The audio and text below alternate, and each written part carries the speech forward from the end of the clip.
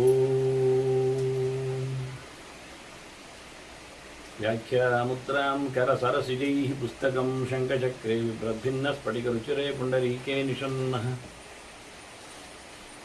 ಅಮ್ಲಾನಶ್ರೀರಮೃತವಿಶದೈರಂಶಭಿಪ್ಲಾವಯನ್ ಮಾಮಾವಿರ್ಭೂಯಾತ್ ಅನಘಮಹಿಮಾ ಮಾನಸೇ ವಾಗಧೀಶಃ. ನಮಸ್ತೆ ಪ್ರಾಣೇಶ ಪ್ರಣತವಿಭವಾಯಾವನಿಮಗಾಃ ನಮಸ್ವಾಮಿನ್ ರಾಮಪ್ರಿಯತಮನುಮನ್ ಗುರುಗುಣ ನಮಸ್ತುಭ್ಯಂ ಭೀಮಪ್ರಬಲತಮಕೃಷ್ಣೇಷ್ಟ ಭಗವನ್ ನಮಃ ಶ್ರೀಮನ್ಮಧ್ವಪ್ರದಿಶ ಸುದೃಶನ್ನೋ ಜಯ ಜಯ ಶ್ರೀ ಗುರುಭ್ಯೋ ನಮಃ. ನಾರಾಯಣಂ ಸುರಗುರುಂ ಜಗದೇಕನಾಥಂ ಭಕ್ತಪ್ರಿಯಂ ಸಕಲಲೋಕನಮಸ್ಕೃತಂ ಚ ತ್ರೈಗುಣ್ಯವರ್ಜಿತಮಜಂ ವಿಭುಮಾದ್ಯಮೀಶಂ ವಂದೇ ಭವಗ್ರಂ ವರಾಸುರಸಿದ್ಧವಂದ್ಯಂ ನಾರಾಯಣಂ ನಮಸ್ಕೃತ್ಯ ನರಂ ಚೈವ ನರೋತ್ತಮಂ ದೇವೀಂ ಸರಸ್ವತೀಂ ವ್ಯಾಸಂ ತತೋ ಜಯಮುದೀರೇ. ವೇದವ್ಯಾಸರ ಮಹಾಭಾರತದ ಚಿಂತಕರಿಗೆ ವಂದನೆಗಳು. ಶಾಂತಿ ಪರ್ವದ 153ನೆಯ ಪ್ರವಚನ. ಧರ್ಮರಾಜನಿಗೆ ಮತ್ತೆ ಎಲ್ಲರ ಸಚಿವರ ಯೋಗ್ಯತೆಗಳ ಬಗ್ಗೆ ಒಂದಿಷ್ಟು ಮಾತುಗಳನ್ನು, ಅವರ ಗುಣಲಕ್ಷಣಗಳನ್ನು, ಮೌಲ್ಯಯುತವಾದ ಸಂಗತಿಗಳನ್ನು ಹೇಳಿದ ಭೀಷ್ಮ, ಇಂಥದ್ದೇ ಗುಣಗಳು ರಾಜನಲ್ಲಿರಬೇಕು, ಅಂಥ ರಾಜರನ್ನು ಪ್ರಜೆಗಳು ಬಯಸಬೇಕು ಅಂತ ಹೇಳುತ್ತಾ ಒಂದಿಷ್ಟು ರಾಜರ ಬಗ್ಗೆಯೂ ಅವರು ಹೇಗಿರಬೇಕೆನ್ನುವುದರ ಬಗ್ಗೆ ಭೀಷ್ಮ ಹೇಳುತ್ತಾನೆ. ಮುಖ್ಯವಾಗಿ ಅವನು ಗಟ್ಟಿಗನಾಗಬೇಕು ಅಂತ, ಧೀರ, ಮತ್ತೆಲ್ಲವನ್ನು ಆದಷ್ಟು ಸಹಿಸಿಕೊಂಡು ಸಮತೋಲನವನ್ನು ಕಾಪಾಡಿಕೊಂಡು ಬೇಕಾದ ಹಾಗೆ ಯಾವತ್ತೂ ಗರ್ವಿಷ್ಠನಾಗಿರದೆ, ಯಾವತ್ತೂ ಮೃದುವಾಗಿರದೆ, ಒಂದು ಒಳ್ಳೆಯ ರೀತಿಯಾದ ಸ್ವಭಾವ ಆತನಲ್ಲಿ, ಗಂಭೀರವಾದ ಸ್ವಭಾವ ಇರಬೇಕು ಅಂತ ಹೇಳುವ ಮೂಲಕ ವಿಶೇಷವಾದಂತಹ ಆತನ ಅನೇಕ ಲಕ್ಷಣಗಳ ಪಟ್ಟಿ ಕೊಡ್ತಾನೆ. ಹೇಗಿರಬೇಕು ರಾಜರು ಅಂತ ನಾವೊಂದೊಮ್ಮೆ ನಮ್ಮ ಆಡಳಿತೆಯವರನ್ನು ನೋಡುವುದಾಗಿದ್ದರೆ ನೆನಪಿಸಿಕೊಳ್ಳಬಹುದಾದಂಥ ಗುಣಲಕ್ಷಣಗಳು ಅಂತ: ಧೀರ, ಮನುಷಿ, ಶುಚಿ, ಶೀಘ್ರ, ಕಾಲೆ, ಪುರುಷಕಾರವಿತ್, ಆದಷ್ಟು ಬೇಗನೆ ಕೆಲಸ ಮಾಡುವವನಂತಿರಬೇಕು, ಮಂದಗಾಮಿ ಆಗಬಾರ್ದು, ತಡ ಮಾಡಬಾರ್ದು, ಎಲ್ಲದಕ್ಕೂ ಕೂಡಲೇ, ಯಾವುದಕ್ಕೂ ಕೂಡಲೇ ಆಗಿರತಕ್ಕಂಥ ತೀರ್ಮಾನ, ಕೂಡಲೇ ಆದ ವಿಮರ್ಶೆ, ಕೂಡಲೇ ಆಗಿರತಕ್ಕಂಥ ಶಿಕ್ಷೆ, ಆದೇಶಗಳು ಬರುವ ಹಾಗೆ ಮತ್ತು ಒಳ್ಳೆ ಮಡಿವಂತಿಕೆಯನ್ನು ಕಾಪಾಡಿಕೊಳ್ಳಬೇಕು, ಶುದ್ಧನಾಗಿರಬೇಕು. ಮನುಷ್ಯನ ಪ್ರಯತ್ನಗಳ ಬಗ್ಗೆ ಎಚ್ಚರ ಇರಬೇಕು. ಅವನಿಗೆ ಏನು ಮಾಡುತ್ತಾರೆ, ಹೇಗೆ ಮಾಡುತ್ತಾರೆ ಅನ್ನುವುದರ ಬಗ್ಗೆ ಆತ ಯಾವತ್ತೂ ಎಚ್ಚರ ಇದ್ದು, ಶುಶ್ರೂಷು ಶ್ರುತವಾನ್ ಶ್ರೋತ ಊಹಾಪೋಹ ವಿಶಾರದ, ಕಲಿತವನಿರಬೇಕು, ಹೇಳಬೇಕು, ಆದಷ್ಟು ಜ್ಞಾನ ಸಂಪಾದನೆಯನ್ನು ಮಾಡಬೇಕು. ಅದಕ್ಕಾಗಿ ಹಿರಿಯರನ್ನು, ಗುರುಗಳನ್ನಿವರನ್ನೆಲ್ಲ ಸೇವೆ ಮಾಡಬೇಕು, ಉಪಾಸನೆ ಮಾಡಬೇಕು. ಕಲಿಯುವ ಇಚ್ಛೆ ಇದ್ದಾಗೆ ಅವರನ್ನು ಸೇವಿಸುವ, ಅವರ ಸೇವೆಗೈಯುವ ಪ್ರವೃತ್ತಿಯಲ್ಲಿಯೂ ಆತ ಇರಬೇಕು. ಕಲಿತದ್ದರ ಮೇಲಿನ ವಿಶೇಷ ಏನು ಕೇಳಿದರೆ ಅದಕ್ಕೆ ಬೇಕಾಗಿರತಕ್ಕಂತಹ ತಾರ್ಕಿಕ ಮುಖಗಳು ಬೇಕು ಚಿಂತನೆಗೆ. ಸುಮ್ಮನೆ ಶಾಬ್ದಿಕವಾದ ವಿವರಣೆಯಲ್ಲಿ ನಡೆಯುವುದಿಲ್ಲ. ಅಂತಹ ತಾರ್ಕಿಕವಾದ ಊಹೆಗಳನ್ನು ಮಾಡುವ, ಅದು ಅಲ್ಲದಿದ್ದರೆ ಇದು ಹೇಗೆ ಅನ್ನತಕ್ಕಂಥ ಎಚ್ಚರವನ್ನು ಸಂಪಾದನೆ ಮಾಡುವಂತಿರಬೇಕು. ಕೆಲವು ವಿಷಯಗಳಲ್ಲಿ ಊಹಿಸಿಕೊಂಡು ಅದರ ಸೂಚನೆಗಳಿಗೆ ಅರ್ಥವನ್ನು ಮಾಡಿಕೊಂಡು ಆತ ವ್ಯವಹಾರವನ್ನು ನಡೆಸಬೇಕು. ಮೇಧಾವಿ ಧಾರಣಾಯುಕ್ತ ಯಥಾನ್ಯಾಯೋಪವಾದಕ, ಶಾಸ್ತ್ರದಲ್ಲಿ ಹೇಳಿದಂತೆಯೇ ನೀತಿ ನಿಯಮಗಳನ್ನು ಚೆನ್ನಾಗಿ ಪ್ರತಿಪಾದಿಸಬೇಕು. ಜನರಿಗೆ ತನ್ನ ಇಷ್ಟದಂತೆ ಯಾವುದನ್ನು ತಿಳಿಸಿಕೊಡಬಾರದು. ಹೇಗುಂಟೋ ಹಾಗೆ ಯಥಾರ್ಥವಾದಂತಹ ಪ್ರಾಮಾಣಿಕವಾದಂತಹ ಬದುಕು, ಅದರ ಎಡೆಯಲ್ಲಿ ಬೇಕಾದಷ್ಟು ಚಿಂತನೆ, ಬುದ್ಧಿವಂತಿಕೆ ಮತ್ತು ಹೇಳಿದ್ದನ್ನು ಅರ್ಥ ಮಾಡಿಕೊಳ್ಳತಕ್ಕಂಥ ಗ್ರಾಸ್ಪಿಂಗ್ ಪವರ್ ಅಂತೇವಲ್ಲ ಅದು. ಮತ್ತೆ ಈ ರೀತಿಯಾಗಿದ್ದವ ರಾಜ ದಾಂತಹ ಸದಾ ಪ್ರಿಯಾಭಾಷಿ ಕ್ಷಮಾವಾಂಶ್ಚ ವಿಪರ್ಯಯೇ. ಯಾರಾದರೂ ತೊಂದರೆ ಮಾಡಿದಾಗ ಅವರ ಮೇಲೆ ರೇಗುವುದಲ್ಲ, ಆದಷ್ಟು ಸಹಿಸಿಕೊಳ್ಳಲಿಕ್ಕೆ ಕ್ಷಮಾದಾನ ರಾಜರಿಗೆ ದೊಡ್ಡ ವಿಷಯ. ಅವನಿಂದ ಮುಂದೆ ಏನೂ ತೊಂದರೆ ಆಗುವುದಿಲ್ಲ ಎನ್ನುವ ನಿರ್ಣಯ ಆಗಿಬಿಟ್ರೆ ಅವನನ್ನು ಬಿಟ್ಟು ಬಿಡುವಂಥದ್ದು. ತಪ್ಪಾಗುವುದು ಸಹಜ ಕೆಲವೊಮ್ಮೆ, ಆದರೆ ಅದನ್ನು ಕೆಲವೊಮ್ಮೆ ಸಹಿಸಿಕೊಳ್ಳಬೇಕಾಗ್ತದೆ, ಕ್ಷಮೆಯನ್ನು ಕೊಡಬೇಕಾಗ್ತದೆ. ಅಂತಹ ಎತ್ತರತನವನ್ನು ಆತ ಪಡಿಬೇಕು. ಅದಕ್ಕೋಸ್ಕರ ತನ್ನಲ್ಲಿ ತಾನು ನಿಗ್ರಹ ಮಾಡಿಕೊಂಡಿರಬೇಕು ಇಂದ್ರಿಯಗಳನ್ನು. ಪ್ರತಿ ಕ್ಷಣದಲ್ಲಿ ಪ್ರತಿಯೊಂದಕ್ಕೂ ಕೋಪ, ತಾಪ, ಆಟಾಟೋಪ, ಆವೇಶ, ಉದ್ವೇಗ ಇದಕ್ಕೆಲ್ಲ ಒಳಗಾಗದಂತೆ ಎಲ್ಲರಲ್ಲಿಯೂ ಯಾವತ್ತೂ ಚಂದವಾದ ಮಾತನ್ನಾಡ್ತಾ ಇರಬೇಕು. ಯಾರನ್ನು ಕೆರಳಿಸದ, ಯಾರನ್ನು ತರಾಟೆಗೆ ಒಯ್ಯದ, ಅವಹೇಳನ ನಡೆಸದ ಮಾತುಗಳು, ಸುಂದರವಾದ ಮಾತುಗಳು, ಪ್ರಿಯವಾದ ಮಾತುಗಳು ಬರಬೇಕು. ನಾತಿಚ್ಛೇತ್ತ ಹೆಚ್ಚು ಶಿಕ್ಷೆಯನ್ನು ಕೊಡುವವನಾಗಬಾರದು. ಸ್ವಯಂಕಾರಿ, ತಾನೇ ಎಲ್ಲವನ್ನು ನಡೆಸಲಿಕ್ಕೆ ಹೋಗಬೇಕು, ಇರಬೇಕು. ತನ್ನ ಪರೋಕ್ಷದಲ್ಲಿ ಕೆಲಸ ಆಗುವುದನ್ನು ಒಪ್ಪಬಾರದು, ಹೆಚ್ಚು ಪ್ರತ್ಯಕ್ಷದಲ್ಲೆಲ್ಲ ನಡೆಯುವಂತೆ ನೋಡಿಕೊಳ್ಳಬೇಕು. ಶ್ರದ್ಧಾಳು, ನಂಬಿಕೆ, ಒಳ್ಳೆಯ ರೀತಿಯಾದಂತಹ ವಿಶ್ವಾಸ, ಸುಖದರ್ಶನ, ಎಲ್ಲರಿಗೂ ಬೇಗ ಸಿಗಬೇಕು, ಕಷ್ಟ ಆಗಬಾರ್ದು. ಅಷ್ಟೇ ಅಲ್ಲದೆ ಒಳ್ಳೆಯವನಾಗಿ ಕಾಣಬೇಕಿವ, ಗಾಬರಿ ಹುಟ್ಟಿಸುವಂತೆ ಇರಬಾರ್ದು. ಅದಕ್ಕೋಸ್ಕರ ಚಂದ ವೇಷಭೂಷ ಅಲಂಕಾರಗಳಲ್ಲೆಲ್ಲ ನಿಲ್ಲಬೇಕಾಗ್ತದೆ. ಆರ್ತ ಹಸ್ತಪ್ರದಹ ನಿತ್ಯಂ, ಎಲ್ಲರಿಗೂ ಬೇಗನೆ ಸಿಕ್ಕ ಲಾಭ ಏನು ಕೇಳಿದರೆ ಅಲ್ಲಿ ಯಾರಾದರೂ ತೊಂದರೆಗೆ ಒಳಗಾದವರಿಗೆ ಅವರಿಗೆ ಕೈ ಸಹಾಯ ಮಾಡಬೇಕು, ಅವರನ್ನು ಉದ್ಧಾರ ಮಾಡಲಿಕ್ಕೆ ನೋಡಬೇಕು. ಅವರಿಗೆ ಯಾವತ್ತು ಅನಾಥರಿಗೆ ಹೆಚ್ಚು, ಸಂಕಟದಲ್ಲಿ ಇರುವವರಿಗೆ ಹೆಚ್ಚು ರಾಜನೇ ಸಹಾಯಕನಾಗ್ತಾನೆ. ಆಪ್ತಾಮಾತ್ಯ ನಯೇರತಃ, ಒಳ್ಳೆಯ ಮಂತ್ರಿಗಳನ್ನು ಇಟ್ಕೊಳ್ಬೇಕು. ಅವನು ತುಂಬ ಆಪ್ತನಿರಬೇಕು, ಅವನ ಮೇಲೆ ಪೂರ್ಣ ವಿಶ್ವಾಸ ಇರುವಂತಿರಬೇಕು. ಅಂತಹ ಮಂತ್ರಿ ಹತ್ತಿರದಲ್ಲಿ ಬರೋ ಮಂತ್ರಿ ಅಂದರೆ ಅಮಾತ್ಯ, ಜೊತೆಗೆ ಇರುವವನಲ್ಲಿ ಪೂರ್ಣವಾದಂಥ ವಿಶ್ವಾಸ, ನಂಬಿಕೆ ಅವನ ಮೇಲೆ ಇಲ್ಲ ಅಂತಂದರೆ ನಮ್ಮ ಯಾವ ಕೆಲಸ ಆಗುವುದಿಲ್ಲ. ಹಾಗೆ ಅಂತಹ ನಂಬಿಕಸ್ಥನ ಜೊತೆಯಲ್ಲಿ ಇವನು ಒಡನಾಟ ಇರುವಂತಿರಬೇಕು. ಮತ್ತು ಯಾವಾಗಲೂ ನೀತಿಯನ್ನು ಪಾಲಿಸಬೇಕು. ಶುದ್ಧವಾದ ಶಾಸ್ತ್ರೀಯವಾಗಿರತಕ್ಕಂಥ ನಡೆಗೆ ಈತ ಒಪ್ಪಿಕೊಂಡಿರಬೇಕು. ತನ್ನೊಟ್ಟಿರುವವರನ್ನಾಗಿ ನಿಲ್ಲಿಸಬೇಕು. ನಾಹಂವಾದಿ ನ ನಿರ್ದ್ವಂದ್ವ ನ ಯತ್ಕಿಂಚನ ಕಾರಕ, ಎಂಥದೋ ಬೇಡದಿದ್ದ ಸಣ್ಣ ಪುಟ್ಟ ಕೆಲಸಗಳನ್ನೆಲ್ಲ ಮಾಡ್ತಾ ಬರಬಾರ್ದು. ಲೋಕೋಪಕಾರಕವಾದ, ದೇವರ ವಿಷಯಕ್ಕೆ ಸಂಬಂಧಪಟ್ಟ, ಸಮಾಜೋಪಯೋಗಿಯಾಗಿ ಬರುವ, ತೊಂದರೆಯನ್ನು ನಿವಾರಿಸುವಲ್ಲಿ ಯಶಸ್ವಿಗಳಾದ ಕೆಲಸಗಳಲ್ಲಷ್ಟೇ ಹೋಗಬೇಕು ಹೊರತು ಏನೋ ಪರ್ಕಟ್ ಕೆಲಸ ಮಾಡ್ತಾ ಕೂತ್ಕೊಳ್ಳುವುದು, ಬೇಡದಿದ್ದ ಸಮಯ ಹಾಳು ಮಾಡುವ ಕೆಲಸ, ಇದನ್ನೆಲ್ಲ ಅತ್ಯಂತ ಮೌಲ್ಯ ಇಲ್ಲವಾದ ರಹಿತವಾದ ಕೆಲಸಗಳಿಗೆಲ್ಲ ರಾಜ ತೊಡಗಬಾರದು ಮತ್ತು ಕೊಚ್ಚಿಕೊಳ್ಳಬಾರದು. ಅಹಂಕಾರ, ಗರ್ವ ಇದೆಲ್ಲ ರಾಜನಿಗೆ ಹೇಳಿಸಿದ್ದಲ್ಲ. ಮತ್ತು ಜಯ ಅಪಜಯ, ಗೆಲುವು ಸೋಲು ಇದನ್ನೆಲ್ಲ ಹಿಮ್ಮೆಟ್ಟಿ ನಿಲ್ಲಬೇಕು ಅಂತಲ್ಲ, ಹಾಗಿರಬಾರದು. ಸೋತರೆ, ತೊಂದರೆಗೊಳಗಾದರೆ ಅಲ್ಲಿ ಅವನಿಗೆ ನಿರ್ವೇದ ಬರಬೇಕು, ಸರಿಪಡಿಸಿಕೊಳ್ಬೇಕು. ಅವನು ಸೋತ್ರೆ ಏನು ಗೆದ್ದರೆ ಏನು ಅಂತ ಹೇಳಿ ಬೇಕಾಬಿಟ್ಟಿಯಾಗಿರುವುದಲ್ಲ. ರಾಜ ಗೆಲ್ಲೇಬೇಕು, ರಾಜ ಸುಖವನ್ನು ಕೊಡಲೇಬೇಕು ಲೋಕಕ್ಕೆ. ಸುಖ ದುಃಖಗಳು, ಲಾಭಾಲಾಭಗಳು, ಜಯ, ಅದು ಯೋಗಿಗೆ ಕಾಡಿನಲ್ಲಿ ಕೂತಾಗ, ರಾಜ್ಯದಲ್ಲಿ ಕೂತ ರಾಜನಿಗೆ ಎಂತಾದರೂ ಪರವಾಗಿಲ್ಲ, ಪಕ್ಕದ ರಾಜ್ಯದವರು ನಮ್ಮ ಜನರನ್ನು ಕೊಳ್ಳೆ ಹೊಡೆದ್ರು ತೊಂದರೆ ಇಲ್ಲ, ಹಾಗೆಲ್ಲ ಇರಬಾರ್ದು. ಇವನು ದ್ವಂದ್ವಾತೀತ ಅಲ್ಲ, ಯಾವುದು ಶಾಸ್ತ್ರೀಯವಾದ ಅದರ ಮೇಲೆ ಪ್ರಭುತ್ವವನ್ನು ಸ್ಥಾಪಿಸಬೇಕು.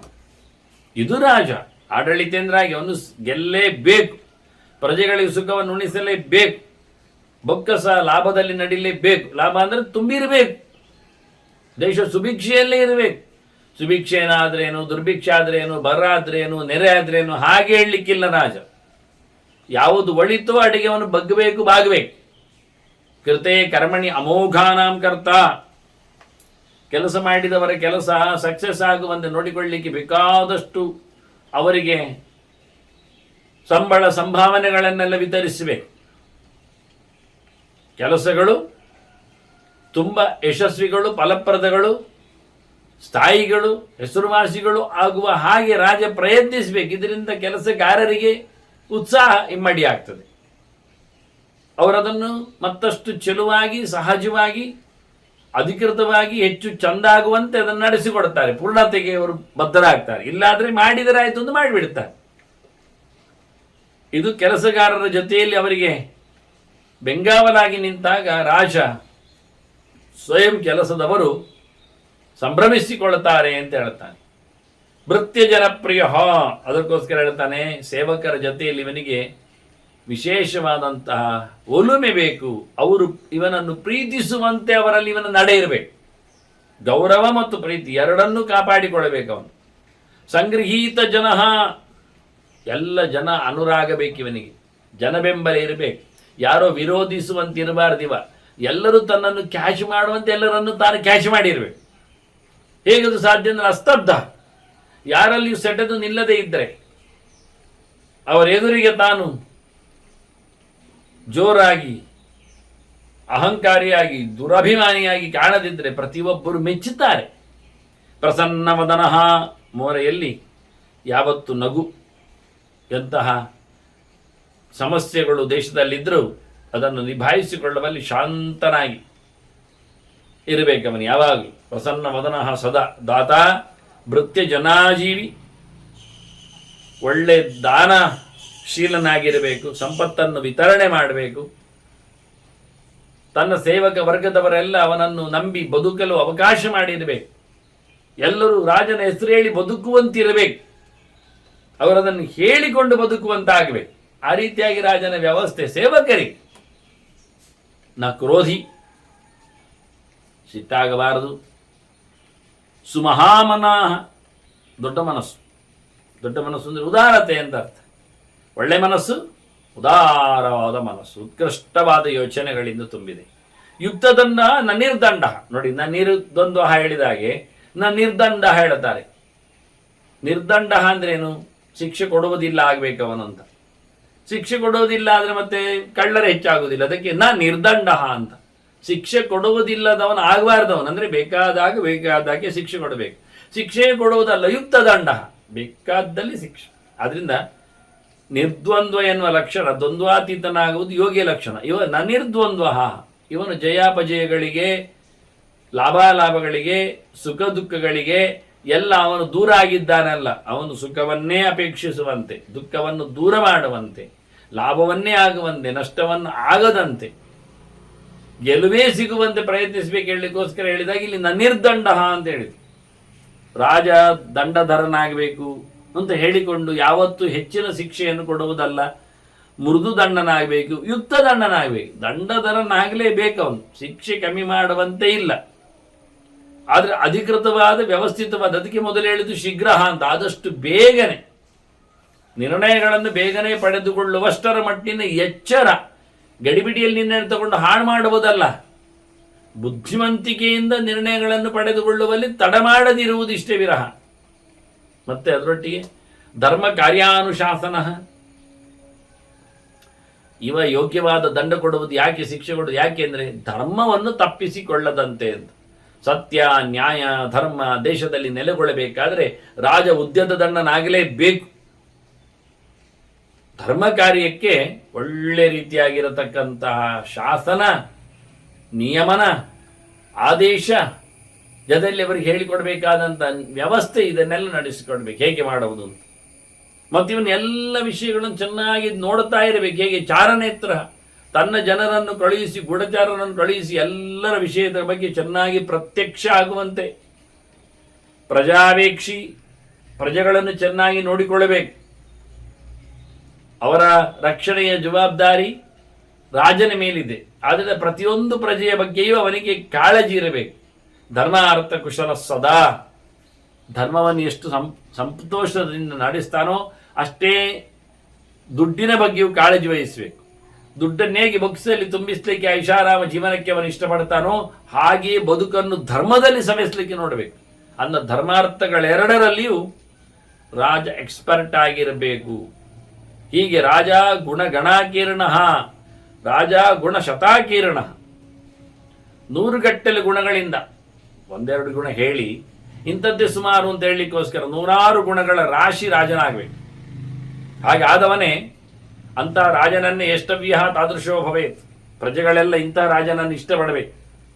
100 ಗಟ್ಟಲೆ ಗುಣಗಳನ್ನು ಗುರುತಿಸಿ ಇಂಥ ರಾಜನಲ್ಲಿ ಇಂಥ ಗುಣಗಳು ಇವೆ ಅಂತ ಗಮನಿಸಿ ಅಂತಹ ನೆಲೆಯಲ್ಲಿ ನಿಂತಾಗ ಮಾತ್ರವೇ ರಾಜ ಜನರಿಗೆ ಇಷ್ಟನಾಗ್ತಾನೆ ಅಂತ ರಾಜ ನಮಗೆ ಬೇಕು. ಮತ್ತೆ ಅವನ ಗೆಲುವಿಗೆ ಕಾರಣರಾದವರು ಯೋಧರು ಯಾರಿದ್ದಾರೆ? ಯುದ್ಧ ಮಾಡುವವರು. ಯೋಧಾಶ್ಚೈವ ಮನುಷ್ಯೇಂದ್ರ ಸರ್ವೈಹಿ ಗುಣಗಣೈಹಿ ವೃತ. ಅವರು ಒಳ್ಳೆ ಗುಣಗಳಿಂದ ತುಂಬಿರಬೇಕು.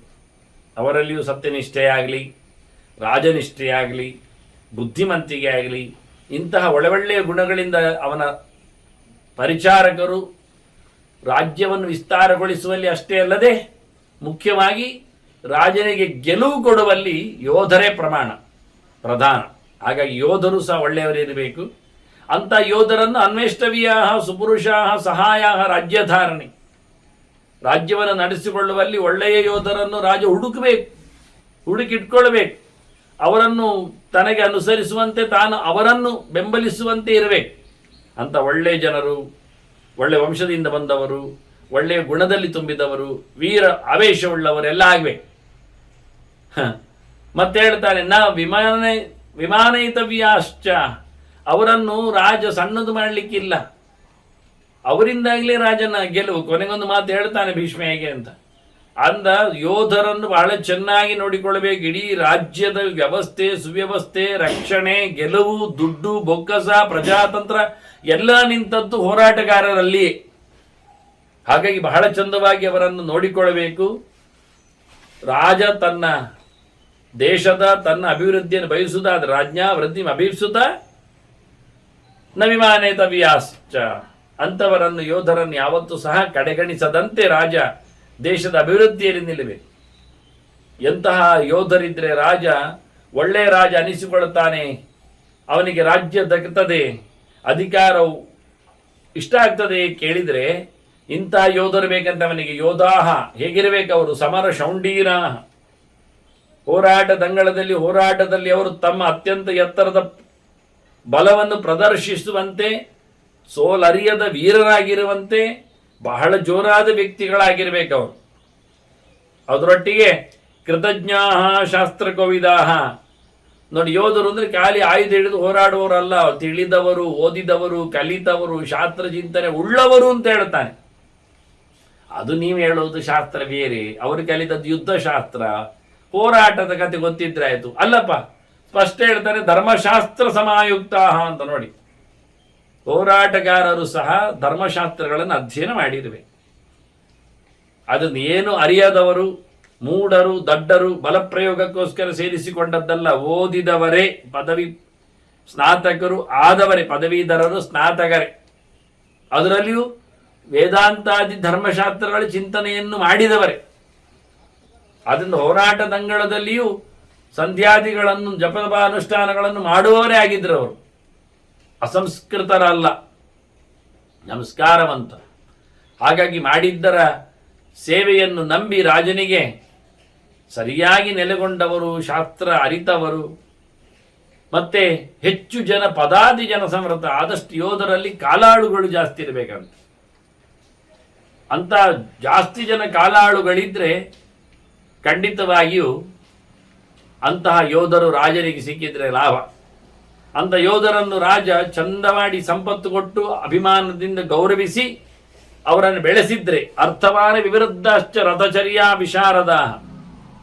ಬೇಕಾದಷ್ಟು ಸಂಪತ್ತಿನಿಂದ ತುಂಬಿದರೆ, ಅವರಿಗೆ ಬೇಕಾಗಿರತಕ್ಕಂಥ ಗೌರವಗಳೆಲ್ಲ ರಾಜರು ಕೊಟ್ಟರೆ, ಅಂತ ವಿಶೇಷವಾಗಿ ಕಾಲಾಳುಗಳಿಂದ ತುಂಬಿದ ಸೈನ್ಯ ಆಗಿದ್ರು, ಯೋಧರಾಗಿದ್ರು.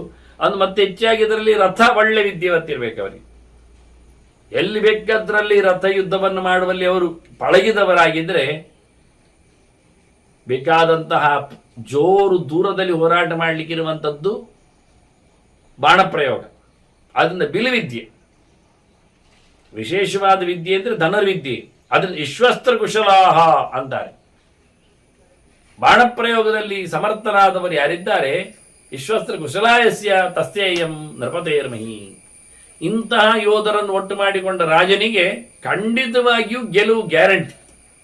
ಅವನ ನೆಲದ ಅರಸ ಹೌದೇ, ಅವನಿಗೆ ನೆಲ ಮಹಿ ಅವನಿಗೆ ಒಪ್ತದೆ ಅಂತ. ಹಾಗಾಗಿ ಇಂಥ ರಾಜರನ್ನು ರಾಜ ಒಟ್ಟು ಮಾಡಬೇಕು ಅಂತ ತಿಳಿಸ್ತಾನೆ. ಜ್ಞಾನೇನ ವಿಶೇಷವಾಗಿ ಏನು ಕೇಳಿದರೆ, ತನ್ನ ಜನರನ್ನು ಮುಖ್ಯವಾಗಿ ಅವಹೇಳನೆ ಮಾಡದವನಿಗೆ ರಾಜ್ಯ ದಕ್ತದೆ. ಜ್ಞಾತೀನಾಂ ಅನವಜ್ಞಾನ ಭೃತ್ಯೇಶು ಅಷಡತಾ ತಥ. ಬಂಧು ವರ್ಗಗಳಲ್ಲಿ ಯಾವತ್ತೂ ಸಹ ಅವನು ಗೌರವ ಕೊಡಬೇಕು. ತಾನು ರಾಜ ಅಂತ ಹೇಳಿ ತನ್ನ ಚಿಕ್ಕಪ್ಪ ದೊಡ್ಡಪ್ಪ ಮತ್ತು ಹೆಂಡತಿಯ ಸಂಬಂಧಿಗಳು, ಮಕ್ಕಳಿಗೆ ಸಂಬಂಧಪಟ್ಟವರು ಇವರನ್ನೆಲ್ಲ ಅದು ಕಡೆಗಣಿಸಿದರೆ ಅಲ್ಲಿಂದಲೇ ಪಿತೂರಿ ನಡೀತದೆ, ರಾಜ ಅವಸಾನವನ್ನು ಪಡಿತಾನೆ. ನಮಗೊತ್ತು, ಹಿಂದೆ ಹೇಳಿದ್ದಾರೆ ಭೀಷ್ಮ.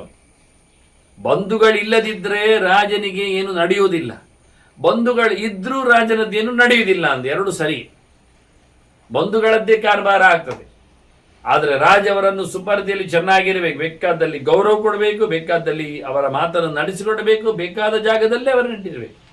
ಅನ್ನ ಬಂಧುಗಳಿಗೆ ಒಂದೊಮ್ಮೆ ರಾಜ ಅವಹೇಳನೆ ಮಾಡ್ತಾನೆ ಅಂತಾದರೆ ಅವನಿಗೆ ರಾಜ್ಯ ದಕ್ಕುವುದಿಲ್ಲ, ಯಾವತ್ತೂ ಪಿತೂರಿ ಆಗ್ತದೆ.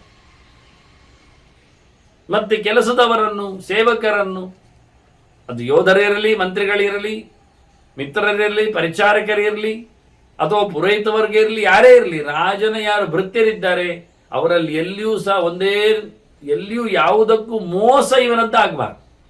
ಭೃತ್ಯೇಶು ಅಷಢತ, ವಂಚನೆ, ಎದುರಲ್ಲಿ ಇನ್ನು ಹೊರಗೆ ಒಂದು ಮತ್ತೊಂದು ಯಾವುದೋ ಒಂದು ಅವರ ಮೇಲಿರತಕ್ಕಂತಹ ದುರಭಿಮಾನ, ಹೀಯಾಳಿಸುವಿಕೆ ಇದ್ಯಾವುದಿರಬಾರ್ದು. ಕೆಲಸದವರಿಗೆ ರಾಜನಲ್ಲಿ ಯಾವುದೇ ರೀತಿಯಾದ ವಂಚನೆ ಉಂಟು ಅಂತ ಕಾಣಲೇಬಾರದು, ವಂಚಿಸಲೇಬಾರ್ದಿವ. ಹಾಗಿದ್ರೆ ರಾಜನ ಮೇಲೆ ಅವರಿಗೆ ಅಭಿಮಾನ ಇರ್ತದೆ. ನೈಪುಣಂಚ ಅರ್ಥ ಚರ್ಯಾಸ್, ದುಡ್ಡನ್ನು ವಿನಿಯೋಗಿಸುವುದರಲ್ಲಿ ಒಳ್ಳೆ ನಿಪುಣನಾಗಬೇಕು ರಾಜ. ಜಿಪುಣನಾಗುವುದಲ್ಲ, ನಿಪುಣ. ಒಳ್ಳೆ ರೀತಿಯಿಂದ ಆತ ತನ್ನ ಕೌಶಲವನ್ನು ಮೆರೆಯಿಸಿದರೆ ದುಡ್ಡಿನ ವಿಷಯ, ದುಡ್ಡಿನ ವ್ಯವಹಾರ, ವಿತರಣೆ, ಇಂತಹ ಸಂದರ್ಭದಲ್ಲಿ ರಾಜ ಬಹಳ ಅದ್ದೂರಿಯಾಗಿ ತನ್ನ ಕೆಲಸವನ್ನು ಮಾಡಿದರೆ ತಸ್ಯೈಯ ನೃಪತೇರ್ಮಹಿ, ಅವನಿಗೆ ಯಸ್ಯೈತೆ ತಸ್ಯ ಸಾಮಹಿ, ಈ ರೀತಿಯಾಗಿರತಕ್ಕಂತಹ ಯೋಗ್ಯತೆ ಇದ್ದರೆ ಖಂಡಿತವಾಗಿಯೂ ರಾಜನಾಗಲಿಕ್ಕೆ ಏನೂ ಅಡ್ಡಿ ಇಲ್ಲ.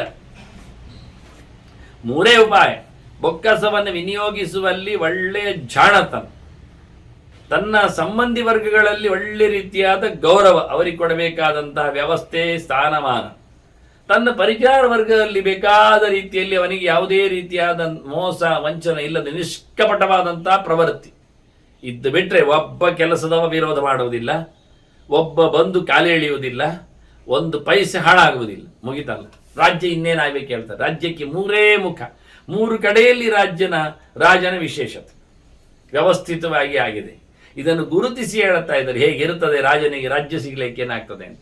ಇನ್ನೊಂದು ಹೇಳ್ತಾರೆ, ಆಲಸ್ಯಂಚೈವ ನಿದ್ರಾಚ ವ್ಯಸನಾನಿ ಅತಿಹಾಸ್ಯತ ಯಸ್ಯೇತಾನಿ ನವಿದ್ಯಂತೆ ತಸ್ಯೈವ ಸುಚಿರಮ್ಮೈ. ಬಹಳ ಕಾಲ ರಾಜ್ಯ ಉಳಿಬೇಕಾ, ಮೊದಲು ಬಿಡಬೇಕಾದ್ದು ಸೋಮಾರಿತನ, ಆಲಸ್ಯ, ತಡ ಮಾಡುವ, ನಾಳೆ ಮಾಡುವ, ಮತ್ತೆ ಮಾಡುವ, ಬೇಡಲ್ಲ ಹೇಳಿಕೊಂಡು ಎಲ್ಲದರಲ್ಲಿಯೂ ಸೋಮಾರಿತನ. ಮನುಷ್ಯನ ದೊಡ್ಡ ಶತ್ರು ಯಾವುದು ಕೇಳಿದರೆ ಆಲಸ್ಯವೇ. ಉಮೇದು ಇಲ್ಲ, ಶಕ್ತಿವೇ ಮಾಡಿಕೊಳ್ಳುವಲ್ಲಿ ಅವನಿಗೆ ಬಹಳಷ್ಟು ಆಸಕ್ತಿ ಇಲ್ಲ. ಒಂದು ದೃಷ್ಟಿಯಿಂದ ಮೈಗಳ್ಳತನ, ಸೋಮಾರಿತನ ಅಂದರೆ ಹಾಗೆ. ಮೈ ಮಾತ್ರ ಅಲ್ಲ, ಮನಸ್ಸು ಸಹ. ಯಾವುದೇ ಜಪದ ಅನುಷ್ಠಾನ ಆಗಲಿ, ಓದುವ ಆಗಲಿ, ಅಧ್ಯಯನ ಆಗಲಿ, ಇದು ಇಲ್ಲ. ತಿಂದ, ತಿರುಗಿದ, ಬೆಳೆದ. ತಪ್ಪೊಂದು ಇಲ್ಲ, ಕೆಲವರು ತಿರುಗುವುದಿಲ್ಲ, ತಿಂದು ಮತ್ತೆ ಮಲಗ್ತಾರೆ, ಅದು ತಪ್ಪಂದ್ರೆ. ಆಲಸ್ಯಂಚೈವ ನಿದ್ರಾಚ, ಮಲಗಬಾರದು ಅಂತಾನೆ. ನಿದ್ದೆ ತಪ್ಪು. ಸಮಯದಲ್ಲಿ ನಿದ್ದೆ, ರಾತ್ರಿ 10ರಿಂದ 4 ಗಂಟೆವರೆಗೆ ಚಂದವಾದ ನಿದ್ದೆ ಸಾಕು. 6 ಗಂಟೆ ಭಾರಿ ಆಯಿತು, 1/4 ಆಯಿತು. ದಿನದ 4ನೇ 1 ಅಂಶ, 1/4 ಅಂಶ ನಿದ್ದೆಯಲ್ಲಿ ಕಳೆದ ಅಂತ ಆಯಿತು. 0 ಸರಿ ಇರಲಿ. ಸ್ವಲ್ಪ ಮಕ್ಕಳಿಗೋ ಅಥವಾ ಆರೋಗ್ಯ ಕೆಟ್ಟವರಿಗೋ ಅಥವಾ ಮುದುಕರಾದವರಿಗೋ 1-2 ಗಂಟೆ ಹೆಚ್ಚಿಗೆ ರೆಸ್ಟ್. ಅವರು ಬೇಕಾದರೆ 9ರಲ್ಲಿ ಮಲಗಿ 5ರಲ್ಲಿ ಹೇಳಿ, ಅಥವಾ 8ರಲ್ಲೇ ಮಲಗಿ 4ರಲ್ಲಿ ಹೇಳಿ. ಅವರಿಗೆ ನಾವು 8 ಗಂಟೆ ಕೊಟ್ಟೆವು ಅಂದರೆ 1/3 ಕೊಟ್ಟೆವು ಅಂತ ಅರ್ಥ. ದಿನದ 3ನೇ ಒಂದು ಅಂಶ ಹಾಳಾಗಿ ಹೋಯಿತು, ನಿದ್ದೆಯಲ್ಲಿ ಹೋಯ್ತು, ಇರುವುದು ಹೋಯ್ತು ಒಂದು ಅಂಶ. ಇದಕ್ಕಿಂತ ಜಾಸ್ತಿ ಬೇಡಬೇಡಿ ಅಂತಾರೆ ನಿದ್ದೆಯ ಬಗ್ಗೆ. ಆದಷ್ಟು ನಿದ್ರೆಯನ್ನು ಕಂಟ್ರೋಲ್ ಮಾಡಲಿಕ್ಕೆ, ದೇಹದಲ್ಲಿ ಅಂತ ಆಯಾಸ ಆಗುವಂಥ ಕೆಲಸ ಮಾಡಲಿಕ್ಕಿಲ್ಲ, ಅಂಥ ರೀತಿಯ ದೇಹವನ್ನು ಕೊಬ್ಬಿಸಿಕೊಳ್ಳಿಕ್ಕಿಲ್ಲ ಅಂತ ಹೇಳಿಕೊಂಡು ವಿಶ್ರಾಂತಿಯನ್ನು ಬಯಸುವಂತೆ ದೇಹವನ್ನು ಸಾಕುವುದೇ ಬೇಡ, ವಿಶ್ರಾಂತಿ ಬಯಸುವಂತೆ ದೇಹವನ್ನು ದುಡಿಸುವುದು ಬೇಡ. ಕೃಷ್ಣ ಹೇಳಿದ್ದಾಗೆ ಅಲ್ವಾ, ನಚಾತಿ ಸ್ವಪ್ನಶೀಲಸ್ಯ, ನಿರಂತರ ಎಚ್ಚರ ಇದ್ದವನಿಗೂ ನಾನು ಸಿಗುವುದಿಲ್ಲ. ಜಾಗ್ರತೋ ನೈವಚಾರ್ಜುನ, ಎಚ್ಚರ ಇದ್ದವನಿಗೆ ಸಿಗುವುದಿಲ್ಲ, ದಿನ ಇಡೀ ನಿದ್ದೆ ಮಾಡುವವನಿಗೆ ನಾನು ಸಿಗುವುದಿಲ್ಲ. ನಚಾತಿ ಸ್ವಪ್ನಶೀಲಸ್ಯ, ಯಾವತ್ತೂ ಸ್ವಪ್ನ ಕಾಣೋದು, ನಿದ್ದೆ ಬರುವುದಿಲ್ಲ, ಸ್ವಪ್ನ ಬರ್ತಾ ಇರ್ತದೆ, ಖುಷಿ ಆಗ್ತದೆ, ಸುಮ್ಮನೆ ಪ್ರಯೋಜನ ಇಲ್ಲ ಅಂತ. ಆದ್ರಿಂದ ಆಲಸ್ಯಂಚೈವ ನಿದ್ರಾಚ ವ್ಯಸನಾನಿ, ಇನ್ನು ದುರ್ವ್ಯಸನಗಳು, ಚಟಗಳು, ದುಶ್ಚಟಗಳು, ಅದು ತಪ್ಪೆ. ಅದು ರಾಜನಿಗಿದ್ರೆ ಅವನು ವ್ಯಸನಗಳಲ್ಲಿ ಸೋತು ಹೋಗ್ತಾನೆ. ಆಡುವುದಾಗಲಿ, ಓಡುವುದಾಗಲಿ, ಈಜಾಡುವುದಾಗಲಿ, ಕುಣಿಯುವುದಾಗಲಿ, ಕುಪ್ಪಳಿಸುವುದಾಗಲಿ, ಏನೇನೋ ಕಾರ್ಯಕ್ರಮಗಳ ಬಗ್ಗೆ ಅಟೆಂಡ್ ಆಗುವುದಾಗಲಿ, ಅದು ತಪ್ಪೆ ಅಂತಾನೆ, ಅದು ವ್ಯಸನವೇ. ಹಾಡು ಕೇಳುವುದಿರಲಿ, ವಾದ್ಯ ಕೇಳುವುದಾಗಲಿ, ವಾದ್ಯ ನುಡಿಸುವುದಾಗಲಿ, ಈಜಾಡುವುದಾಗಲಿ ಎಲ್ಲ ಮಾಡಿಕೊಂಡು ಹೋದರೆ ಅವನಲ್ಲಿ ಬಿದ್ದು ಹೋಗ್ತಾನೆ. ಮತ್ತೆ ಇನ್ನೊಂದು ಹೇಳ್ತಾನೆ, ಅತಿ ಹಾಸ್ಯತ ಅಂತ, ಹೆಚ್ಚು ಹಾಸ್ಯಕ್ಕೆ ಹೋಗಬಾರ್ದಂತೆ. ಅತಿ ಹಾಸ್ಯದಡಿಗೆ ಹೋದರೆ ಅವನನ್ನು ಮತ್ತೆ ಸಣ್ಣದಾಗಿ ನೋಡ್ತಾರೆ ಜನ ಗುಂಪಿನಲ್ಲಿ. ಆದ್ದರಿಂದ ಗಂಭೀರನಾಗಿರಬೇಕು, ಪೂರ್ಣ ಗಂಭೀರನಾಗಿ, ಏನು ಕೋಪದ ಒಂದು ಮುದ್ದೆ ಮುಖ ಮಾಡಿಕೊಂಡು ಕೂತರು ಯಾರು ಹತ್ತಿರ ಬರುವುದಿಲ್ಲ. ಯಾವತ್ತು ಗುಡುತ್ತಾ ಇರಬಾರ್ದು, ಮತ್ತು ಯಾವತ್ತು ತುಂಬ ಲೂಸ್ ಆಗಿ ಜನರಿಗೆ ಬಿಟ್ಟು ಕೊಡಬಾರ್ದು. ಅದರಿಂದ ಕಂಡಾಬಟ್ಟೆ ಕಾಮಿಡಿಯು ಹಾಸ್ಯವೂ ತಪ್ಪೇ. ಯಾವತ್ತು ನೋಡಿದ್ರು ನಗ್ತಾ ಹೋರಾಡ್ತಾ ಇರುವಂಥದ್ದು ಸರಿ ಇಲ್ಲ, ರಾಜಧರ್ಮ ಅಲ್ಲ. ಇದೆಲ್ಲ ಬಿಟ್ಟರೆ ಖಂಡಿತವಾಗಿಯೂ ರಾಜ ಬಹಳ ಕಾಲದವರೆಗೆ ರಾಜ್ಯಭಾರವನ್ನು ಮಾಡ್ತಾನೆ. ವೃದ್ಧ ಸೇವಿ ಮಹೋತ್ಸಾಹ ವರ್ಣಾಂಚೈವ ರಕ್ಷಿತ ಧರ್ಮಚರ್ಯಾ ಸದಾ ಯಸ್ಯ ತಸ್ಯೇಯಂ, ಅಂಥವನಿಗಿದು ನಿಜವಾಗಿಯೂ ಯಸ್ಯೈತೆ ತಸ್ಯೇಯಂ ಶುಚಿರಂ ಮಹಿ ಅಂತ. ಅವನು ನಿಜವಾಗಿ ಬಹಳ ಕಾಲದವರೆಗೆ ಈ ನೆಲ ಮಾತಾಡ್ತದೆ. ಹಿರಿಯರ ಸೇವೆ ಮಾಡ್ತಾ ಇರಬೇಕು ಅವನು.